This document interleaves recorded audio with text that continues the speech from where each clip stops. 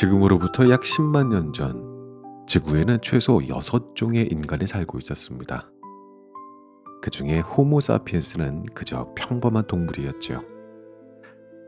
동아프리카 한 구석에서 다른 짐승들에게 쫓겨다니던 별 볼 일 없는 영장류였습니다. 사자도 아니고 곰도 아니고 늑대도 아닌, 그저 약하고 그저 두렵고 그저 살아남기에 급급했던 동물. 그런데 어떻게 된 일일까요? 7만 년이라는 시간이 흐른 지금, 그 보잘것없던 동물은 지구의 절대적인 지배자가 되었습니다. 달에 발자국을 남겼고 원자를 쪼개고 유전자를 편집하고 신의 영역에까지 손을 뻗고 있습니다. 다른 인간 종들은 모두 사라졌죠. 네안데르탈인도 호모 에렉투스도 데니소바인도 모조리 멸종했습니다. 마치 단 하나의 생존자만을 남기려는 듯이 말이죠. 도대체 무엇이 우리를, 이 별 볼 일 없던 사피엔스를 지구의 주인으로 만들었을까요? 두뇌가 컸기 때문일까요? 도구를 썼기 때문일까요? 아니면 또 다른 무언가가 있었던 걸까요? 이 단순하지만 거대한 질문 하나에 답하기 위해 한 이스라엘의 역사학자가 7만 년의 시간을 단 한 권의 책으로 압축했습니다. 그리고 그 책은 21세기에 출간된 입문서 가운데 가장 많이 읽힌 책 중 하나가 되었죠. 빌 게이츠가 모든 사람에게 추천했고, 오바마가 휴가지로 들고 갔으며, 마크 저커버거가 자신의 북클럽 1순위로 꼽았던 책, 사피엔스입니다. 지금부터 우리는 한 번도 의심해 본 적이 없었던 인간이라는 존재의 정체를 파헤쳐 보려 합니다. 어쩌면 이 시간이 끝날 무렵 거울 속의 자기 자신이 조금 낯설게 느껴질지도 모르겠어요.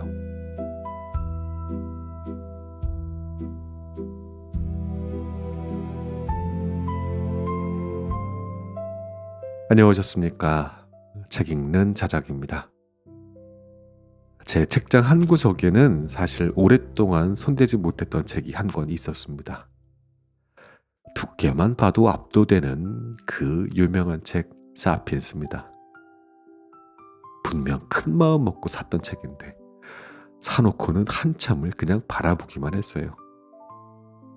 책 등에 적힌 제목 4글자가 얼마나 무겁게 느껴지든지 펼치는 일이 마치 거대한 산을 오르는 것처럼 막막했었거든요. 아마 비슷한 경험을 하신 분들이 적지 않았으리라 생각합니다. 유발 하라리의 사피엔스, 이 책은 참 묘한 위치에 있는 책이에요. 누구나 한 번쯤 들어봤고 많은 사람이 한 권쯤은 가지고 있는데 정작 끝까지 읽어낸 사람은 그리 많지 않은 책. 현대의 고전으로 불리지만 정말로 그 고전의 안쪽까지 들여다본 사람은 드문 책. 그 유명세와 실제 독서량 사이의 간극이 묘하게 큰 책. 저도 그랬습니다. 표지만 닳도록 만지작거리면서 언젠가는 읽어야지, 언젠가는 정복해야지 그랬는데 그렇게 마음만 먹은 채로 시간을 흘려보냈네요. 그러다가 문득 결심했습니다.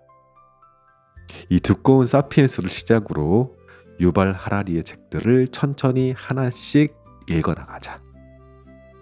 자, 사피엔스, 그 다음에 나온 게 호모데우스, 또 21세기를 위한 21가지 재현까지 그의 사유체계 전체를 따라가 보겠다 마음을 먹었습니다.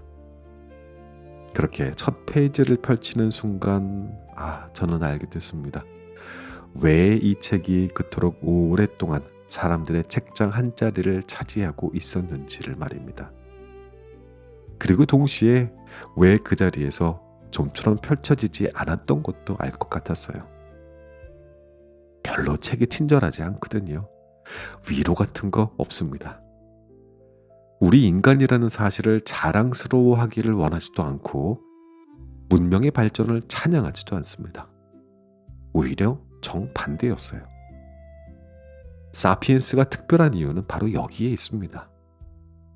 이 책은 우리가 인간으로 살아오면서 한 번도 의심해 본 적이 없던 것들을 가장 근본적인 자리에서 흔들어 버리거든요. 돈은 무엇인가? 국가는 무엇인가? 신은 무엇인가? 사랑은, 행복은, 자유는 무엇인가? 우리가 너무도 당연하게 여겨온 이 모든 것들이 사실은 인간이라는 종이 만들어낸 거대한 허구일 뿐이라는 사실을 저자는 그 어떤 망설임도 없이 모두 다 펼쳐 보입니다.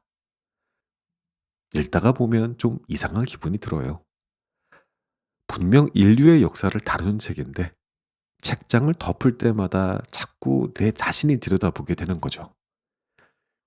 내가 오늘 출근한 회사라는 곳은 정말 존재하는 걸까? 내 통장에 찍힌 숫자가 진짜로 가치가 있는 걸까? 내가 믿어온 것들이 사실은 누군가 만들어낸 이야기에 불과한 건 아닐까? 그런 어지러운 질문들이 머리를 떠나지 않았습니다. 사피엔스가 현대의 고전으로 불리는 이유는 저는 거기에 있다고 생각해요. 좋은 책은 답을 주지요. 그런데 위대한 책은 질문을 준답니다. 이 책 사피엔스는 답을 주는 책은 아니었어요. 오히려 우리가 답이라고 믿어왔던 것들을 다시 질문으로 되돌려 놓는 책이었습니다. 그래서 이 책은 한 번만 읽고 끝내는 책이 아니고 평생 두고 두고 다시 펼쳐야 하는 책이 됩니다. 또 한 가지, 이 책이 특별한 이유가 더 있는데 인류의 역사를 다룬 책은 많죠. 진짜 많아요. 어떤 책은 정치사를 다루고, 어떤 책은 경제사를 다루고, 어떤 책은 문화사를 다룹니다. 근데 이건 좀 달라요. 이 책은 호모 사피엔스라는 종 자체의 이야기를 다루거든요. 우리가 인간이기 때문에 갖게 된 본성, 한계, 가능성, 그리고 모순, 그것을 7만 년이라는 거대한 시간의 흐름 속에서 풀어내고 있습니다. 이러한 시도는 보통 학자들이 하지 않는다고 하더라고요. 위험하잖아요. 너무 큰 그림을 그리려다 보면 어딘가는 반드시 비게 되고, 그러면 비판받기 십상이겠죠. 그런데 이 저자는 그 위험을 감수했습니다. 디테일에서 약간 헐겁더라도 큰 그림을 그려내는 일이 훨씬 더 중요하다고 판단한 거죠. 그리고 그 판단이 옳았다는 사실을 이 책의 압도적인 성공이 증명해 보였습니다. 그래서 오늘 함께 펼쳐볼 이 책의 여정은 단순한 역사 산책처럼 생각하지 않으셔야 합니다. 인지혁명, 농업혁명, 인류의 통합, 그리고 과학혁명, 이 네 개의 거대한 분기점을 따라가면서 우리는 한 가지의 질문에 계속해서 부딪히게 될 겁니다. 도대체 우리는 누구인가? 그리고 우리는 어디로 가고 있는가? 사피엔스를 처음 펼쳤을 때의 그 막막함을 어쩌면 함께 듣고 계신 모든 분들도 한 번쯤 느껴보셨을 겁니다. 그럼 이제 7만 년 전 그 결정적인 순간으로 들어가 볼게요. 보잘것없던 한 동물이 갑자기 지구의 운명을 뒤바꾸기 시작했던 그 순간으로 말입니다.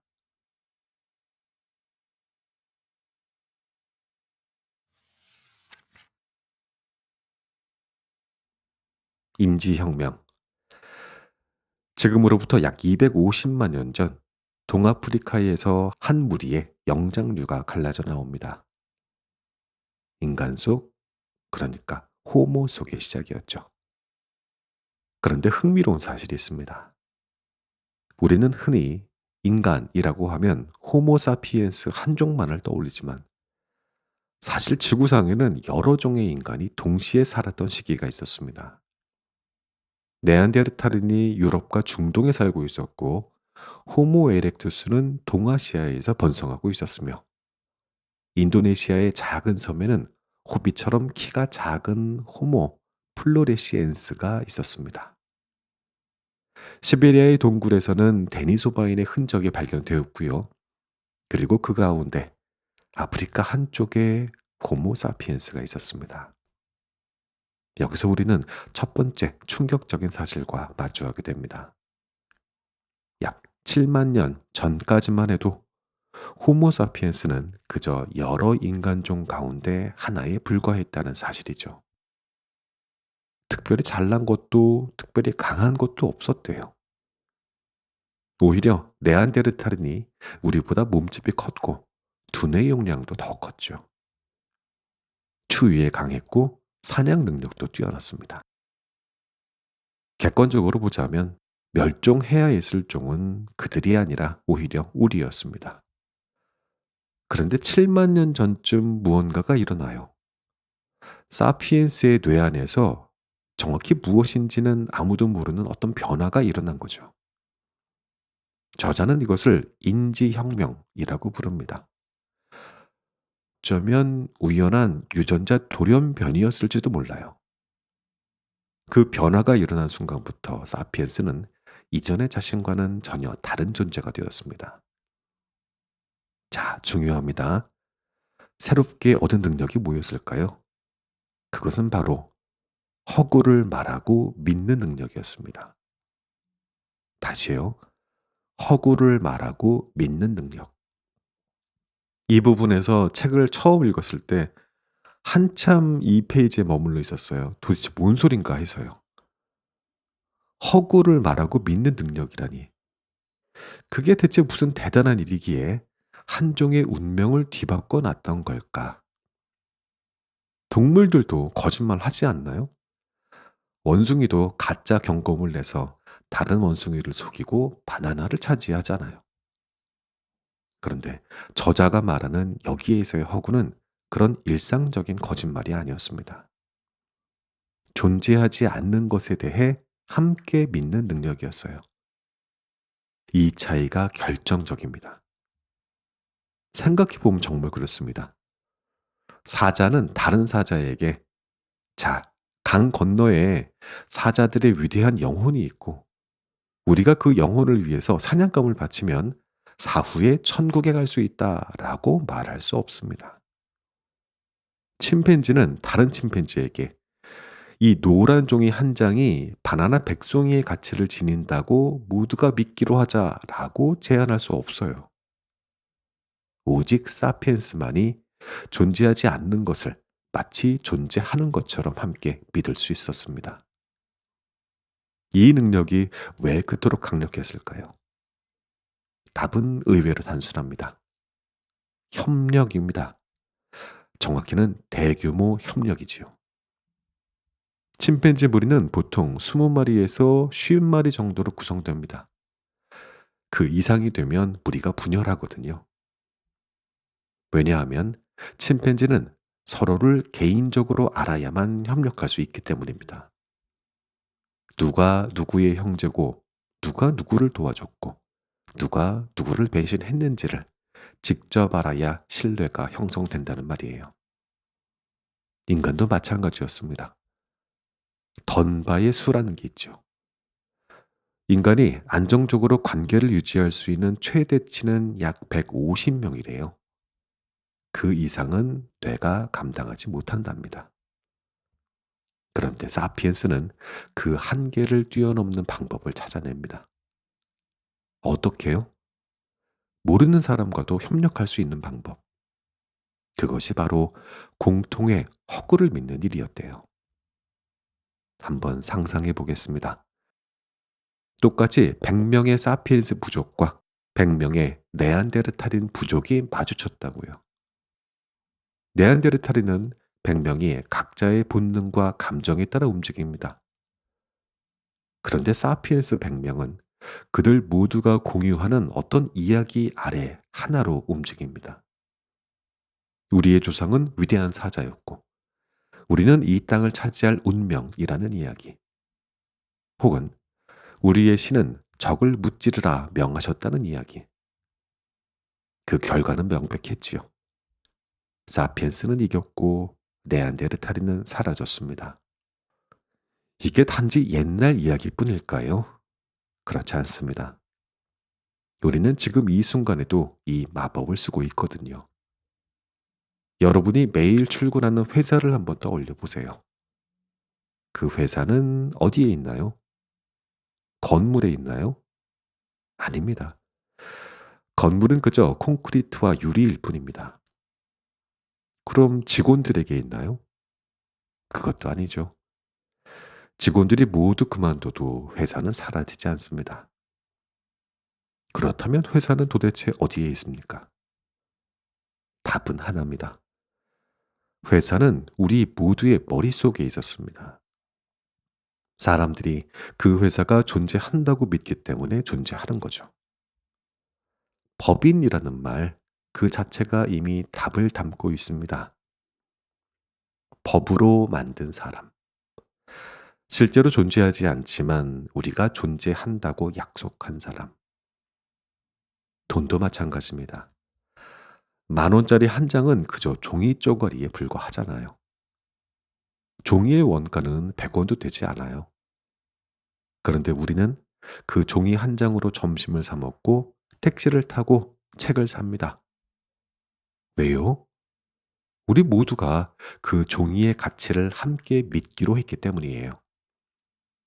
국가는요, 영토와 국민과 주권으로 이루어졌다. 우리 이렇게 배웠지만 사실 국가라는 것 자체가 거대한 상상의 공동체입니다. 대한민국이라는 나라는 어디에 존재할까요? 한반도 남쪽 땅이에요? 아닙니다. 땅은 그저 흙과 바위입니다. 대한민국은 5천만 국민이 우리는 대한민국 국민이다 라고 함께 믿기 때문에 존재합니다. 신은 말할 것도 없죠. 종교도, 이념도, 인권도, 평등도, 자유도. 우리가 너무도 당연하게 여겨온 이 모든 것들이 사실은 인간이라는 종이 만들어낸 거대한 허구입니다. 여기에서 오해하면 안 될 것이 있습니다. 허구라고 해서 그것이 가짜라거나 쓸모없다는 뜻이 아니거든요. 오히려 그 반대입니다.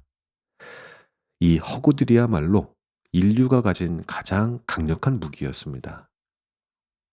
허구가 있었기 때문에 사피엔스는 수십 명이 아니라 수십만 명이 협력할 수 있었거든요. 도시를 건설했고, 국가를 만들었고, 종교를 일으켰고, 시장을 형성했지요. 다른 어떤 동물도 해내지 못한 일을 사피엔스는 오직 이 능력 하나로 해낸 것입니다. 저자가 인지혁명을 설명하면서 가장 강조한 지점이 바로 여기에 있어요.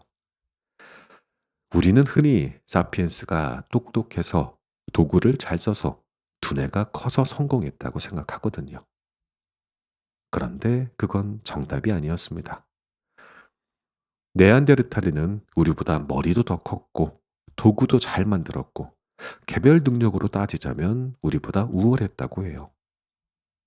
사피엔스를 지구의 지배자로 만든 것은 개인의 능력이 아니었습니다. 함께 믿을 수 있는 이야기, 그 이야기 아래에 모일 수 있는 집단의 힘이었습니다. 이 통찰은 정말 묵직하게 다가옵니다. 왜냐하면 이게 21세기를 사는 우리에게도 그대로 적용되는 진실이거든요. 한 사람이 천재라고 해서 세상을 바꾸지 못합니다. 그 천재의 이야기를 함께 믿어주는 사람이 있을 때 비로소 변화가 시작됩니다.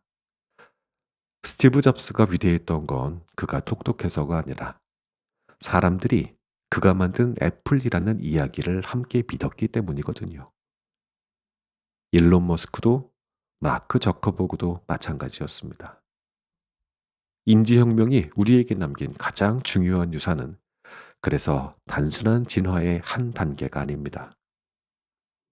그것은 인간이라는 종의 본질 그 자체입니다. 우리는 이야기를 짓는 동물이고 그 이야기를 함께 믿는 동물입니다. 이야기가 없으면 우리는 그저 흩어진 영장류 무리에 불과합니다.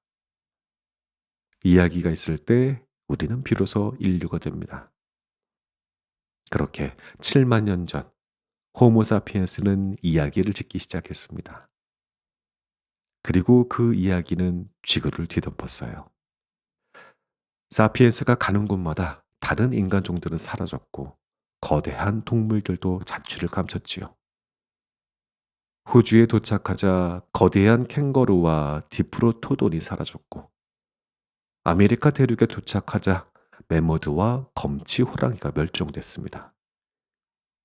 사피엔스는 자신이 닿는 모든 곳에서 생태계를 통째로 뒤바꿔 놨어요. 저자는 이 시기를 연쇄 살인범의 행적에 비유하고 있어요. 우리는 흔히 인간이 자연을 파괴하기 시작한 것이 산업혁명 이후라고 생각하지만 실은 그렇지 않습니다. 사피엔스는 처음부터 그랬습니다. 7만 년 전부터 우리는 이미 지구상에서 가장 치명적인 종이었습니다. 이 사실이 우리에게 던지는 질문은 좀 무겁네요. 우리는 우리 자신을 어떤 존재로 인식해야 할까요? 자연의 위대한 정복자일까요? 아니면 생태계의 파괴자일까요? 어쩌면 이 두 모습은 처음부터 같은 얼굴을 하고 있었는지 모르겠네요. 자, 인지혁명은 끝났습니다. 그러나 그것이 남긴 능력, 허구를 말하고 함께 믿는 능력은 지금도 우리 안에 살아있지요. 그리고 그 능력은 곧 인류의 다음 거대한 도약을 준비하고 있었습니다. 약 1만 2천 년 전, 사피엔스는 또 한 번 운명의 분기점을 맞이하게 되거든요. 농업혁명이라는 이름의 분기점이었습니다.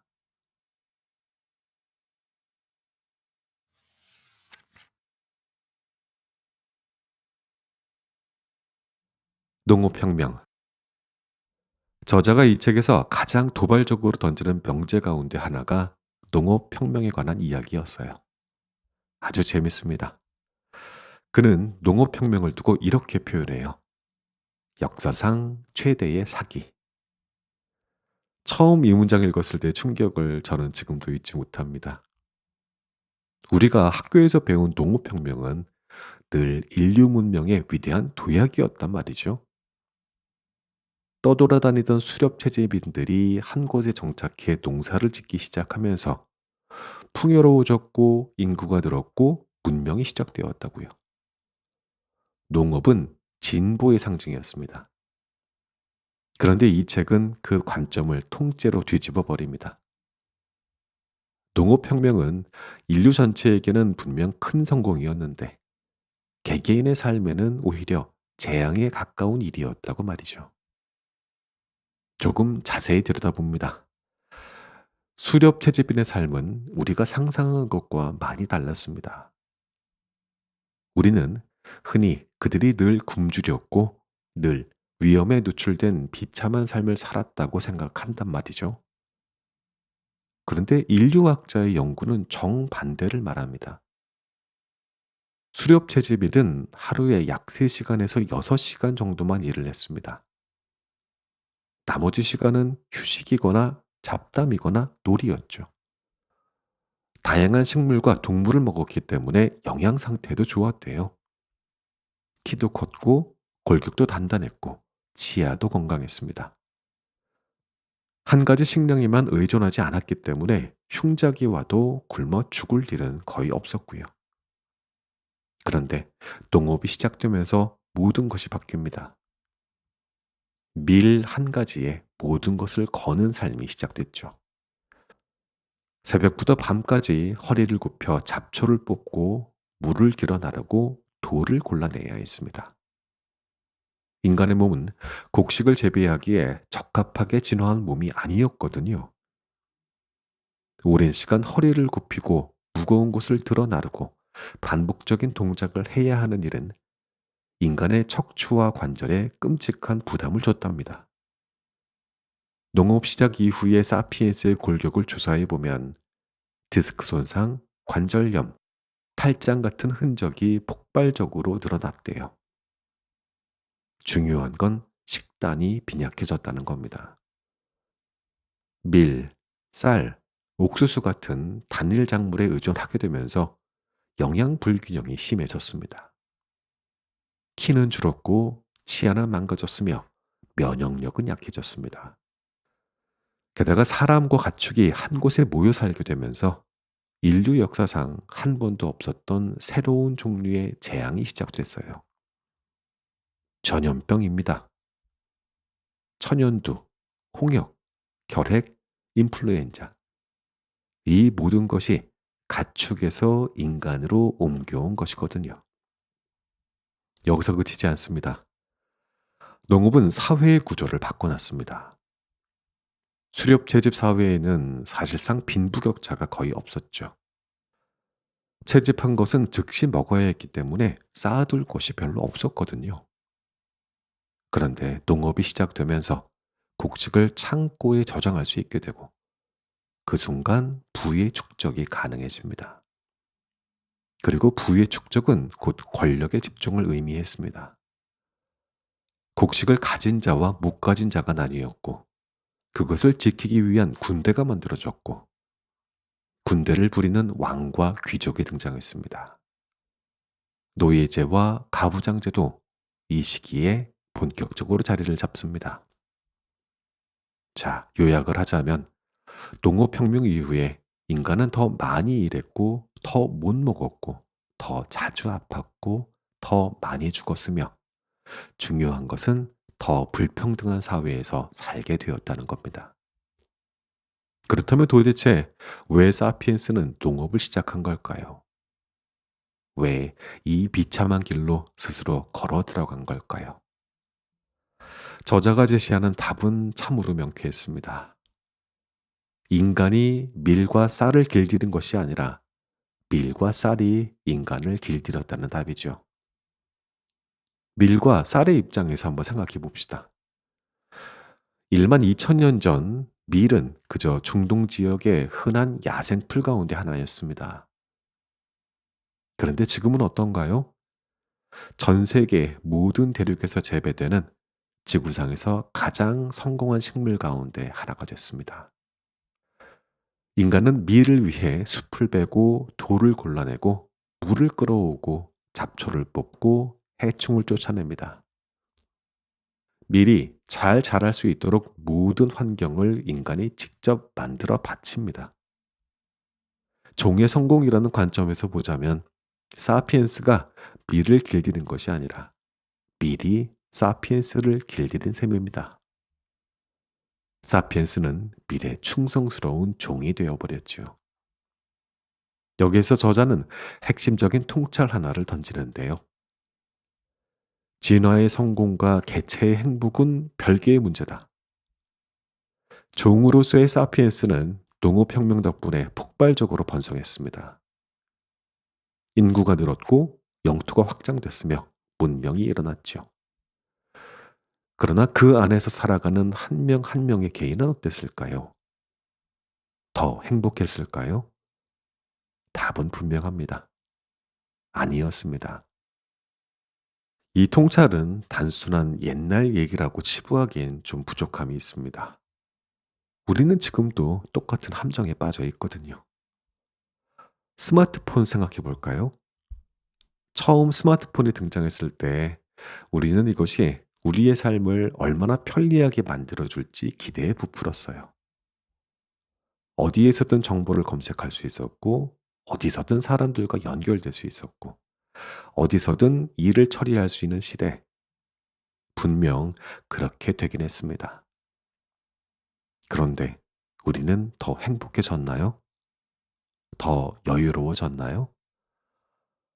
오히려 정반대가 됐잖아요. 출근길에도 스마트폰, 점심시간에도 스마트폰, 잠들기 직전까지도 스마트폰. 우리는 24시간 연결되어 있고 24시간 일하고 있으며 24시간 무언가에 반응하고 있습니다.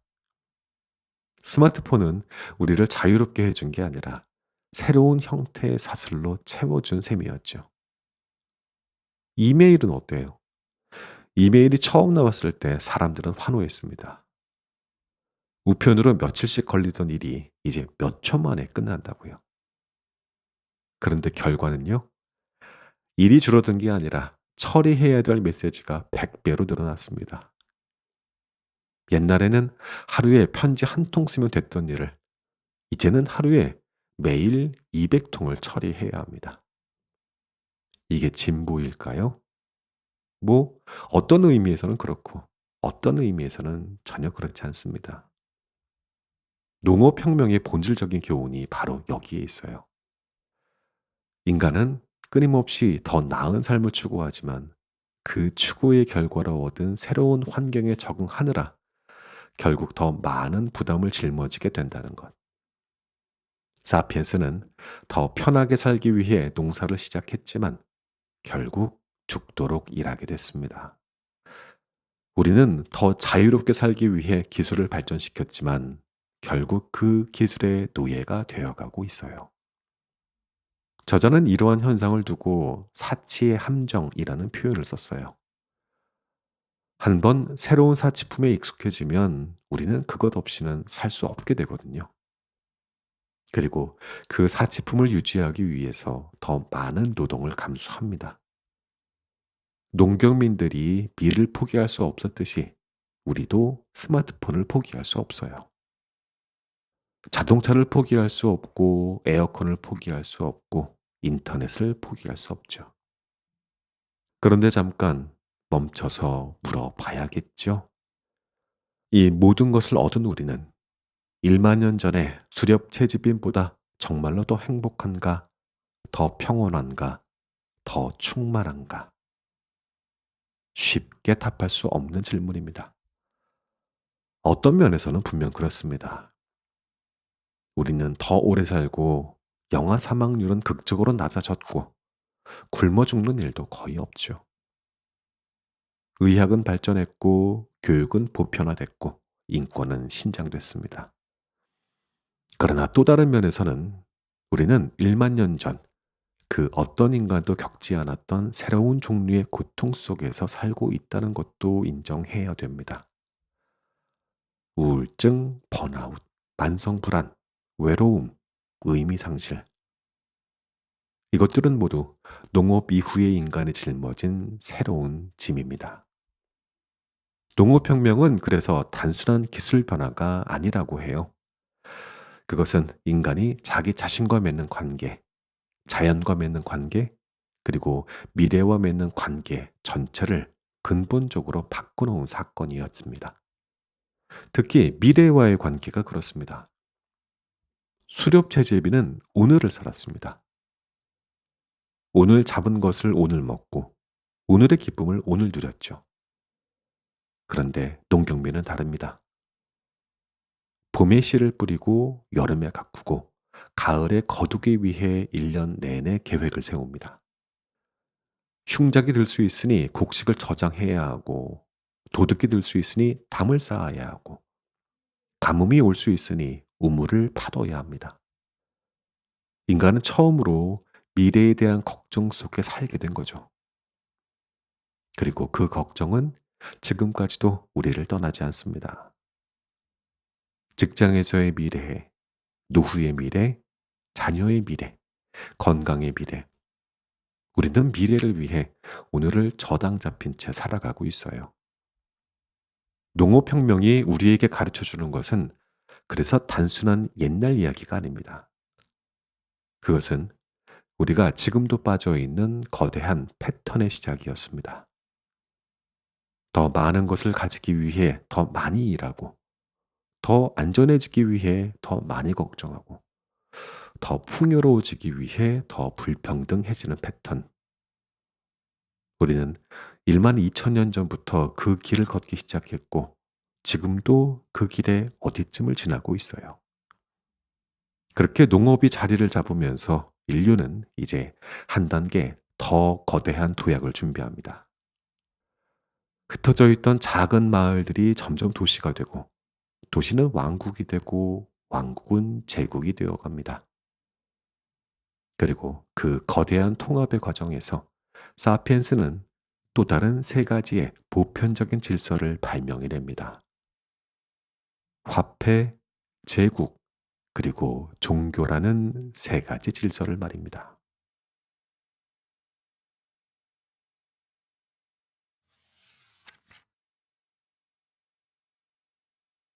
인류의 통합. 농업혁명 이후 수천 년이 흐르면서 사피엔스의 사회는 점점 더 복잡해집니다.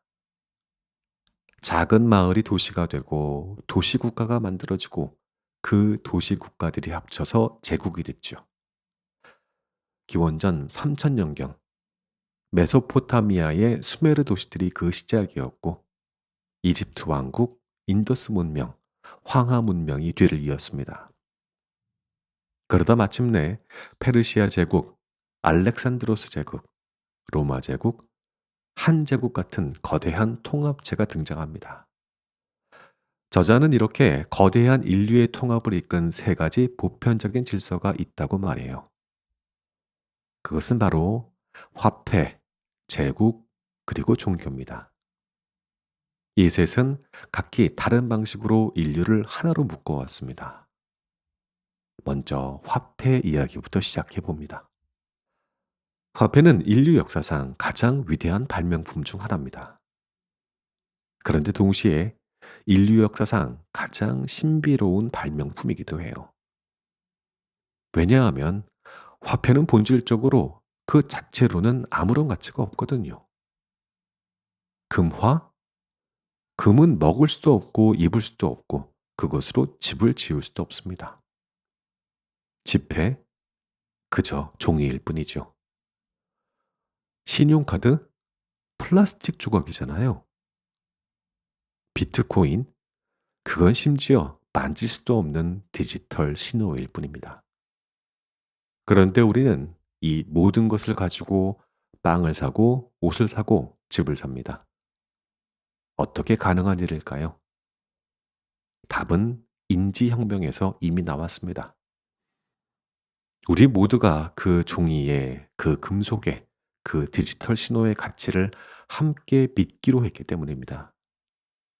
화폐가 위대한 이유는 이것이 인류 역사상 가장 강력한 신뢰의 시스템이기 때문입니다. 종교가 다르고 언어가 다르고 문화가 다르고 외모가 다른 사람들이라도 돈만 있으면 거래할 수 있습니다. 기독교인과 무슬림이 서로를 증오해도 그들의 화폐는 서로 거래를 합니다. 적국의 시민이라도 그의 금화는 받아주잖아요. 화폐는 다른 모든 차이를 뛰어넘는 보편적인 언어가 된 거죠. 여기에서 저자는 흥미로운 통찰을 던집니다. 화폐의 가장 위대한 성취는 사람들 사이에 신뢰를 만들어냈다는 점이라고요. 그런데 그 신뢰는 사람에 대한 신뢰가 아닙니다. 시스템에 대한 신뢰이지요. 우리는 빵집 주인을 개인적으로 신뢰하지 않아요. 그러나 그가 받는 10,000원짜리 지폐를 신뢰합니다. 그가 그 지폐를 다른 사람에게 가져갔을 때 똑같이 받아들여질 것이라는 사실을 신뢰합니다. 이게 얼마나 놀라운 일인지 우리는 너무 익숙해서 잘 느끼지 못합니다. 한번 상상해 보십시오. 만약 모두가 갑자기 10,000원짜리 지폐의 가치를 믿지 않게 된다면 어떻게 될까요? 그 순간 지폐는 그저 종이 쪼가리가 됩니다. 경제 시스템 전체가 무너지는 거죠. 우리의 모든 모든 자산, 모든 안전망이 한순간에 사라집니다. 이게 바로 화폐의 본질입니다. 화폐는 집단적인 환상입니다. 우리 모두가 그 가치를 믿는 한 작동하고 그 믿음이 깨지는 순간 사라지는 환상이요. 그런데 이 환상이 너무도 강력해서 우리는 화폐 없이는 단 하루도 살 수 없는 시대를 살고 있습니다. 다음은 제국입니다. 제국이라는 단어를 들으면 우리는 흔히 부정적인 이미지를 떠올려요. 다른 민족을 침략하고 약탈하고 억압하는 거대한 폭력 기계라고요. 물론 그런 면이 있지요. 모든 제국은 폭력 위에 세워졌고 정복당한 사람들의 피와 눈물 위에 번성했습니다. 그런데 저자는 여기서 우리가 잘 보지 못하는 또 다른 면을 보여줍니다. 제국은 동시에 인류를 통합한 가장 강력한 힘이었다는 사실이죠. 만약 제국이 없었다면 인류는 지금도 수천 개의 작은 부족과 도시국가로 나뉘어 끝없이 싸우고 있었을지 몰라요. 페르시아 제국은 서아시아를 하나로 통합했고, 로마 제국은 지중해 세계를 하나로 묶었으며, 한 제국은 동아시아의 문화적인 기초를 다졌습니다.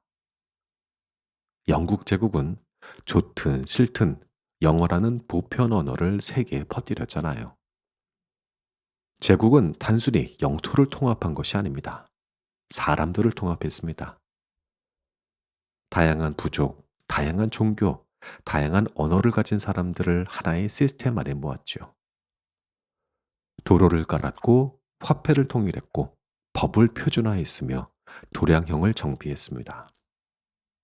그 결과 사람들은 처음으로 자신이 속한 부족의 범위를 넘어 더 큰 정체성을 상상할 수 있게 됐습니다.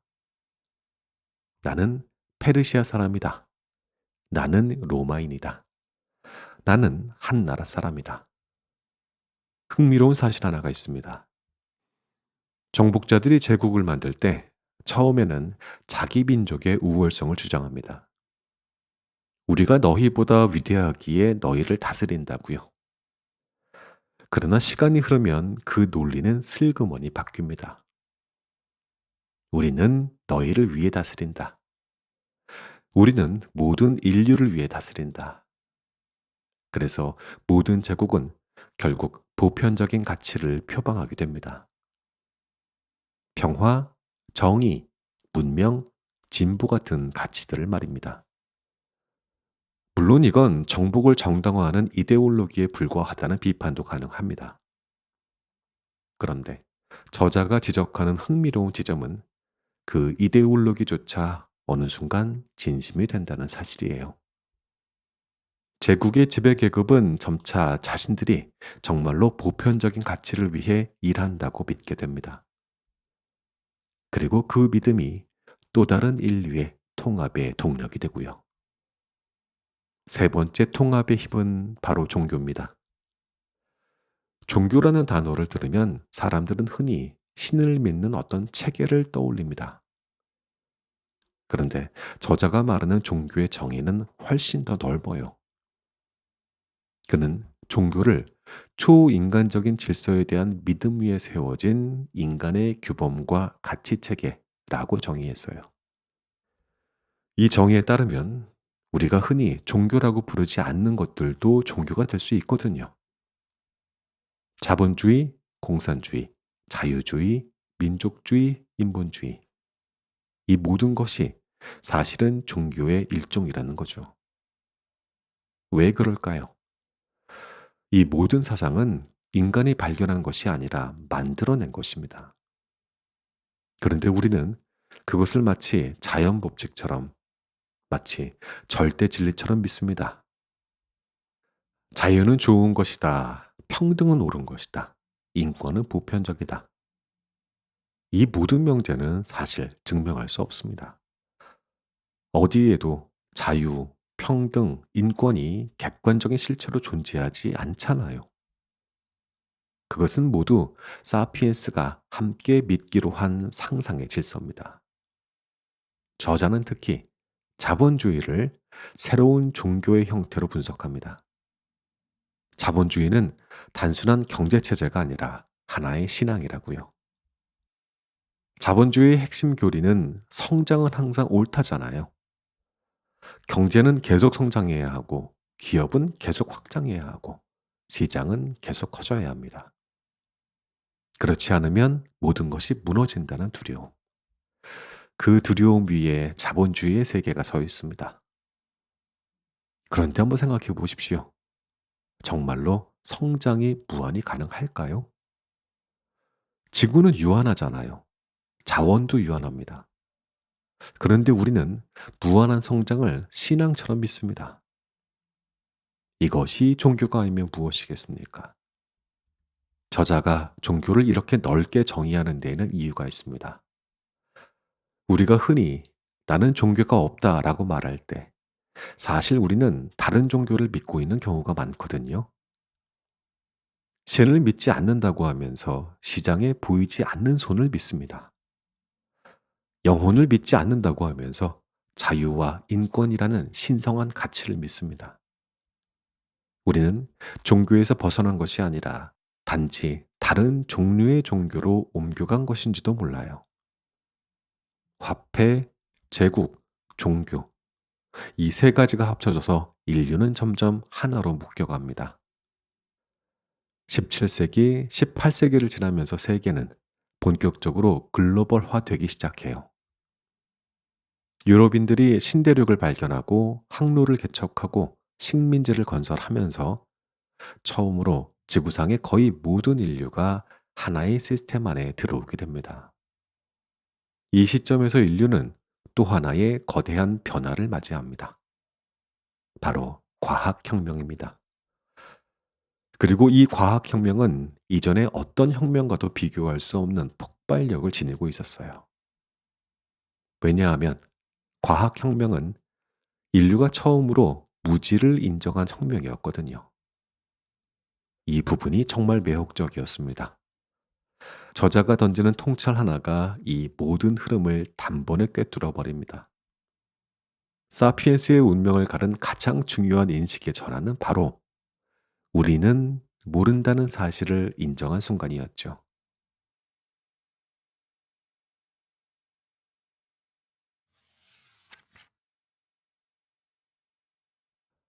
과학혁명과 사피엔스의 종말. 저자가 과학혁명을 설명하면서 가장 핵심적으로 짚는 지점이 있습니다. 그것은 과학혁명이 단순히 새로운 기술이나 지식이 등장한 사건이 아니라는 점이에요. 과학혁명의 본질은 인류 정신의 어떤 근본적인 전환에 있었습니다. 그 전환은 한 문장으로 요약될 수 있어요. 우리는 모른다. 좀 이상하게 들리죠? 모른다는 것을 인정하는 것이 왜 그렇게 대단한 일일까요? 그런데 이게 정말로 결정적인 사건이었습니다. 과학혁명 이전의 인류는 적어도 가장 중요한 질문들에 대해서는 답을 안다고 믿었거든요. 중세 유럽인들은 세계가 어떻게 만들어졌는지 안다고 믿었습니다. 성경에 다 적혀 있었으니까요. 인간의 본성이 무엇인지도 알았습니다. 신학이 답을 줬으니까요. 옳고 그름의 기준도 알았고, 죽음 이후의 세계도 알았고, 우주의 구조도 알았습니다. 모든 답은 이미 신성한 텍스트 안에 있었고, 학자의 역할은 그 텍스트를 더 깊이 해석하는 일이었죠. 그런데 17세기를 지나면서 무언가 바뀝니다. 사람들이 처음으로 솔직하게 인정하기 시작한 거예요. 우리는 사실 잘 몰라. 우주가 어떻게 작동하는지 모르고, 인간의 몸이 어떻게 작동되는지 모르고, 질병이 왜 생기는지 몰라. 신성한 텍스트에 답이 있다고 믿었던 모든 질문에 대해서 사실 우리는 아무것도 모른다는 자각이 일어난 거죠. 이 자각이 폭발적인 변화를 가져옵니다. 모른다는 사실을 인정하자 비로소 알아내려는 노력이 시작됐거든요. 갈릴레오가 망원경을 들어 하늘을 봤고, 뉴턴이 사과의 낙하를 관찰했으며, 다윈이 갈라파고스 제도에서 거북을 살폈고, 파스테르가 현미경으로 미생물을 들여다봤습니다. 그리고 또 하나의 결정적인 일이 일어났습니다. 과학과 자본이 결합한 일이죠. 이게 정말 흥미로운 지점입니다. 과학자가 무엇을 알아내려면 돈이 필요했거든요.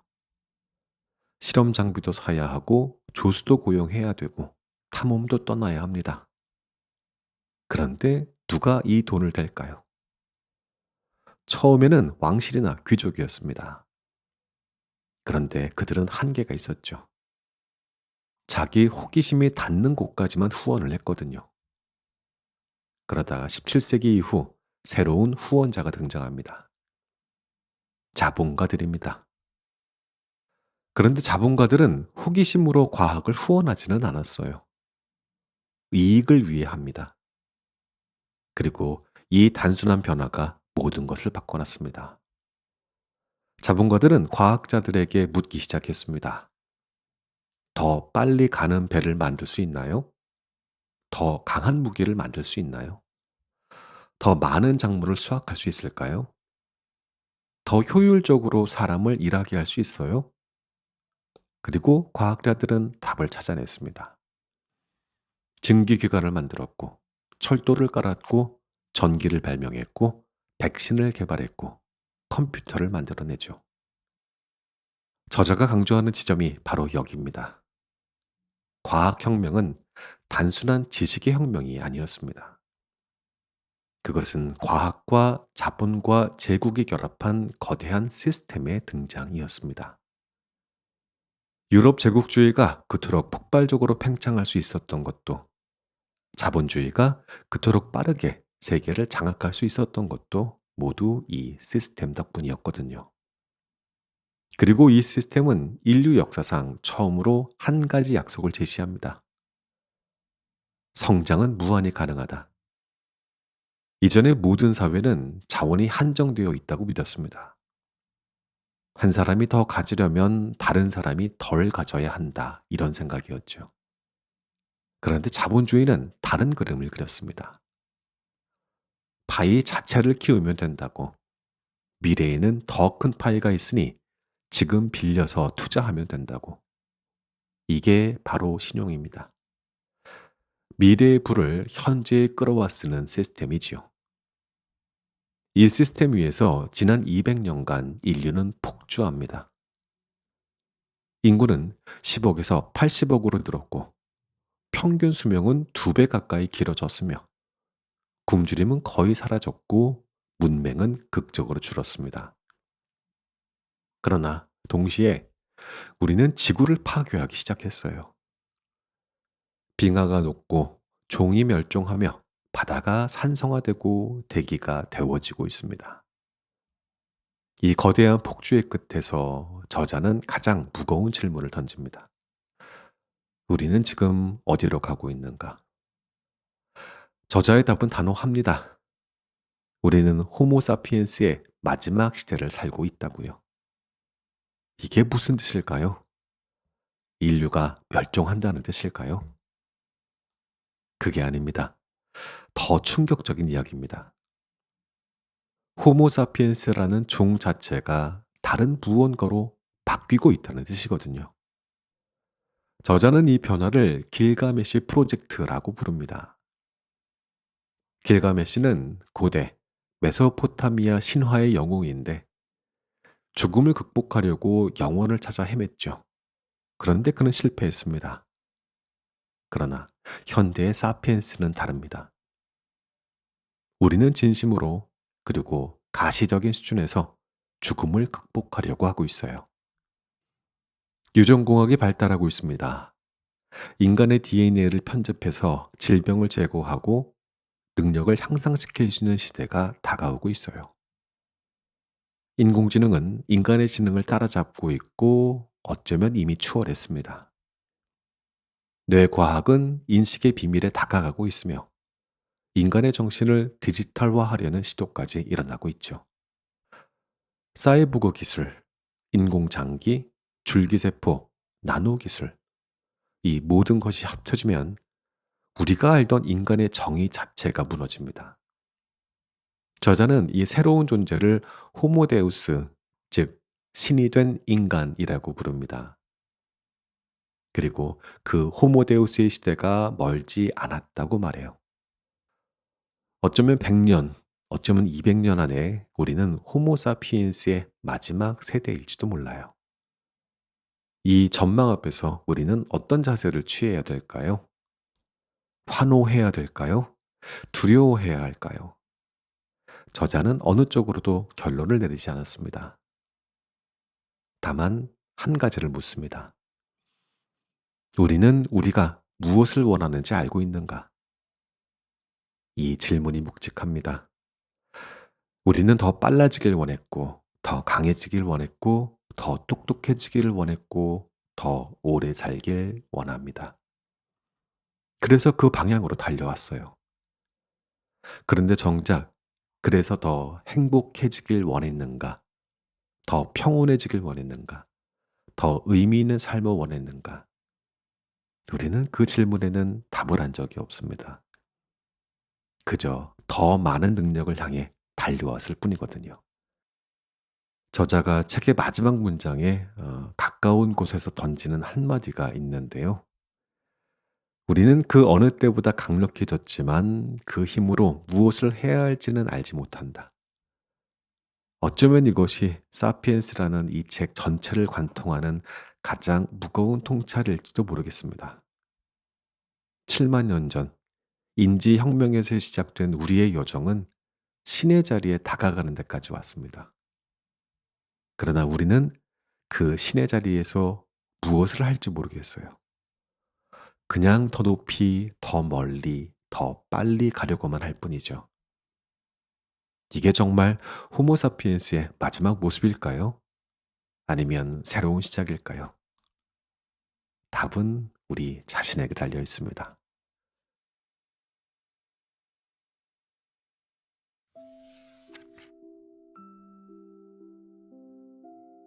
지금까지 유발 하라리의 사피엔스 요약 정리해 드렸습니다. 와, 7만 년의 여정이 끝났습니다. 동아프리카의 평범한 영장류였던 사피엔스가 인지혁명을 통해서 허구를 짓는 동물이 됐고, 농업혁명을 통해서 정착하고 축적하는 동물이 됐고, 화폐와 제국과 종교를 통해 하나로 통합됐고, 또 과학혁명을 통해서 신의 자리에 다가가는 존재가 되기까지. 사피엔스라는 이 책은 이 거대한 흐름을 단 한 권으로 압축해냈습니다. 처음에 이 책 펼쳤을 때 느꼈던 막막함이 기억나네요. 두꺼웠고 주제가 너무 거대했고 도무지 끝이 보이지 않을 것 같던 여정이었는데, 근데 막상 그 길을 다 걷고 나니 또 한 가지 질문이 마음에 남습니다. 저자가 책의 마지막 부분에서 거듭거듭 물었던 그 질문이었어요. 그래서 우리는 더 행복해졌나? 잠시 멈추게 됩니다. 분명 우리는 더 많이 가졌습니다. 더 오래 살고, 더 많이 먹고, 많이 알고, 더 멀리 갑니다. 7만 년 전에 수렵채집이는 상상조차 할 수 없었던 풍요를 누리고 있고요. 그런데 행복은요, 의미는요, 평온은요. 저자는 이 질문에 답을 주지는 않았죠. 다만 이렇게 말했습니다. 인류는 행복을 추구하기 위해 모든 것을 발명해 왔지만 정작 행복 자체에 대해서는 거의 아무것도 알지 못한다고요. 우리는 무엇이 우리를 행복하게 만드는지 모르면서 더 많은 것을 가지면 더 행복해질 거라고 막연히 믿고 살아왔습니다. 그런데 그게 정말일까요? 이 책 사피엔스가 현대의 고전으로 불리는 이유, 이제 조금 분명해집니다. 이 책은 인류의 역사를 통해서 결국 우리 자신을 되돌아보게 만들잖아요. 우리가 인간이라고 믿어온 것의 정체, 우리가 가치라고 믿어온 것의 근거, 우리가 진보라고 믿어왔던 것들의 본질, 이 모든 것들을 한 발짝 떨어진 자리에서 다시 바라보게 했습니다. 이 책을 읽으면서 여러 부분에서 매우 놀랐지만 저는 제가 제일 좋아했던 부분은 우리는 운명의 노예가 아니라 이야기의 작가라는 사실이었어요. 7만 년 전에 인지혁명에 시작된 그 능력 말입니다. 허구를 짓고 그것을 함께 믿는 능력. 지금 이 순간에도 우리 안에서 잘 작동하고 있는 거죠. 그리고 우리가 어떤 이야기를 짓느냐에 따라 인류의 다음 7만 년이 달라질 겁니다. 그렇죠? 자, 이제 그 첫걸음 함께 맞춰봤습니다. 저자의 사피엔스가 끝났으니까 그 다음에 호모데우스가 기다리고 있습니다. 사피엔스가 인류의 과거를 다뤘다면 호모데우스는 인류의 미래를 다룬다고 하네요. 그리고 그 다음에 21세기를 위한 21가지 재현, 또 그 다음에 넥서스가 우리를 기다리고 있습니다. 유발 하라리의 한 사상가의 사유체계를 따라가는 긴 여정이 이제 시작된 셈인데, 여러분들이 원한다면 다음 편 호모데우스도 곧 준비하도록 할게요.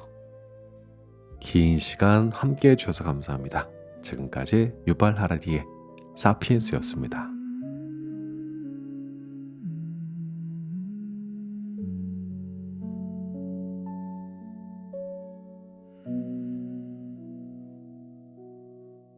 I miss you, Regina, soft in the dark, my fading memory.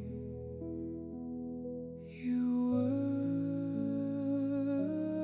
my comfort, and in the night you stay with me. I call out softly,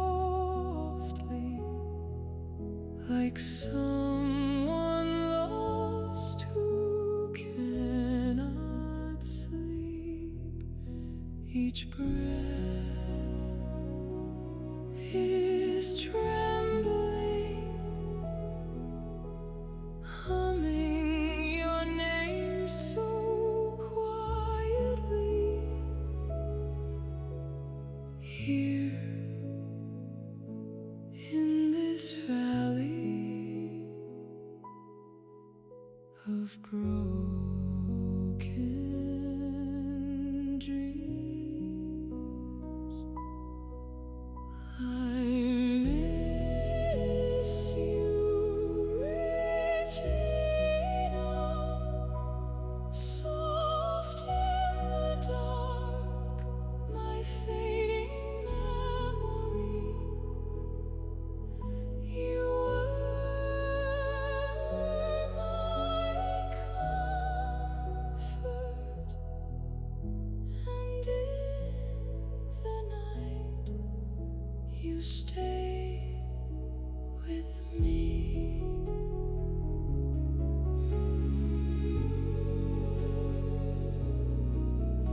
Regina.